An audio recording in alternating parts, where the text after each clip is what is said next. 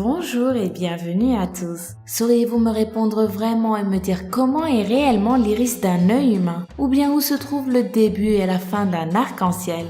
Ces questions peuvent paraître simples, voire stupides de prime abord, mais je parie que la plupart d'entre nous ne sauraient y répondre avec certitude. Pour la simple et bonne raison qu'on ne nous a jamais expliqué correctement ceci quand nous étions enfants.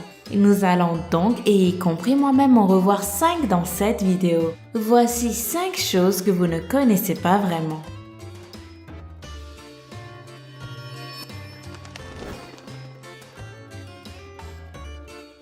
La formation d'un papillon.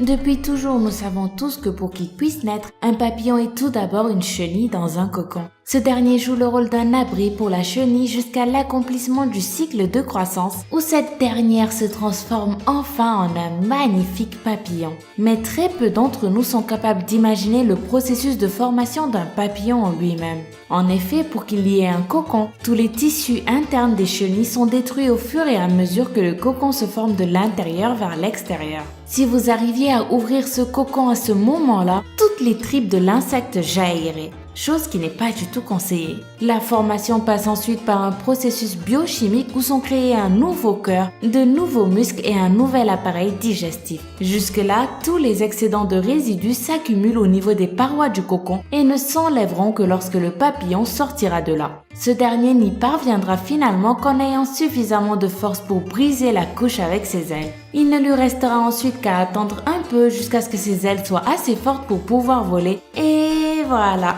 C'est un peu plus compliqué que ce que vous croyez, n'est-ce pas? Allez, passons tout de suite aux boules de billard.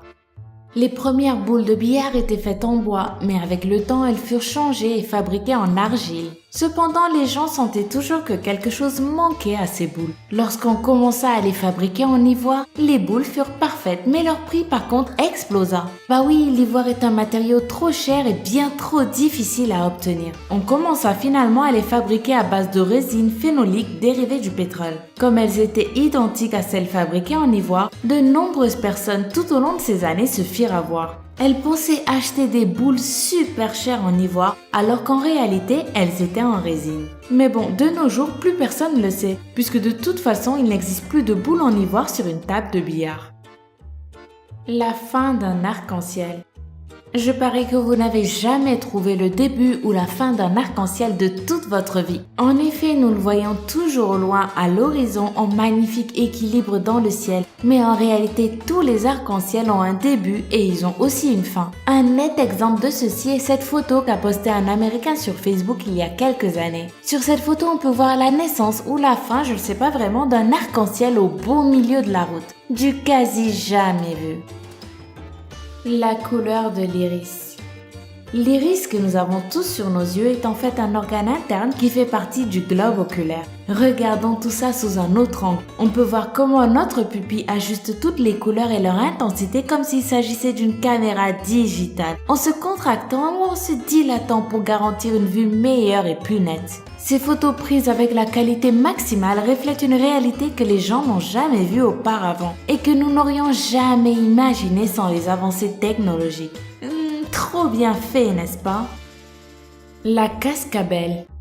Le sifflement caractéristique du serpent à sonnette est en fait une alerte qui signifie qu'il se sent menacé. Le mieux serait alors de se retirer rapidement et discrètement de cet endroit. Il existe au total 20 espèces de serpents à sonnette et nous savons tous, il me semble, à quoi ils ressemblent de l'extérieur. Mais qu'en est-il de l'intérieur? Il est sûr que la première chose à laquelle vous penserez sera la petite queue avec les petites boules qui se heurtent à l'intérieur. C'est ce qui produit le son, non? Et ben non, je regrette de vous dire que nous nous sommes tous fait berner toute notre vie. Le sifflement du serpent à sonnette est en fait généré par des anneaux durs et secs de kératine. C'est aussi simple que ça. Bon, enfin bref, si cette vidéo vous a plu, venez me le dire sur Twitter /LaMaFâchée-TV ou laissez un gros pouce bleu juste en dessous. Moi je vous dis à demain, même heure pour une nouvelle vidéo. Bye bye!